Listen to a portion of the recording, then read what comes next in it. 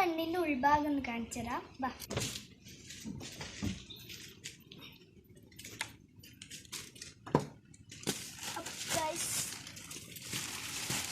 Automatic ഗിയറാണ് guys. ഇതിൽ സ്ക്രീനിൻ്റെ ബാക്ക് ക്യാമറ കാണാം. ഉള്ളു മൊത്തം ഒന്ന് ഞാൻ കാണിച്ചു തരാം.